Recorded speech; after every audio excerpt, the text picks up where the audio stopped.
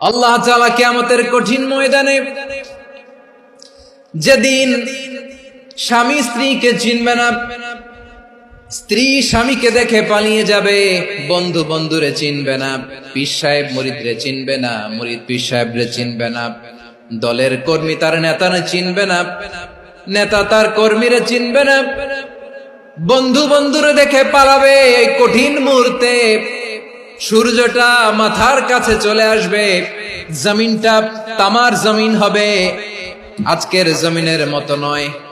মানুষ ঘর্মাক্ত, ক্লান্ত, শ্রান্ত মাথার মগজগুলো কানের ছিদ্র আর নাকের ছিদ্র দিয়ে বেয়ে বেয়ে পড়বে। বিশ্বনবী ফরমান, কিয়ামতের ওই কঠিন ময়দানে 7 শ্রেণীর ব্যক্তিকে রব্বুল আলামিন তার আরশের নিচে ছায়া দিবেন। তার মধ্যে প্রথম শ্রেণীর ব্যক্তি হলো ইমামুন আদিল, যে ইনসাফের সাথে বিচার করে, যে জাস্টিস সমাজে সার্ভ করে, যে সুশাসন নিশ্চিত করে, ওই ইমামুন আদিল। আদিল শব্দটা বুঝছেন না? ইন্নাল্লাহা ইয়া'মুরু বিল আদল, পাইছেন? আদিল। 7 শ্রেণীর ব্যক্তিকে আল্লাহ তাআলা সুশীতল আরশের নিচে ছায়া দিবেন, যেদিন তার দেয়া ছায়া ছাড়া কোনো ছায়া থাকবে না।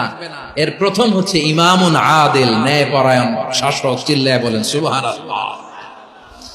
আবার বিশ্বনবী বললেন, ইন্নাল মুকসিতিনা ইনদাল্লাহি আলা মানাবিরা মিন নূর আন ইয়ামিনির রহমান। কিয়ামতের দিন যারা ন্যায় পরায়ণ হিসেবে আল্লাহর সামনে দাঁড়াবে, কিয়ামতের দিন রব্বুল আলামিন তার আরশের ডান দিকে ওই ন্যায় পরায়ণ লোকদের জন্য আরশের ডান দিকে একটা নূরের মিম্বারে তাদেরকে বসার সুযোগ করে দিবে।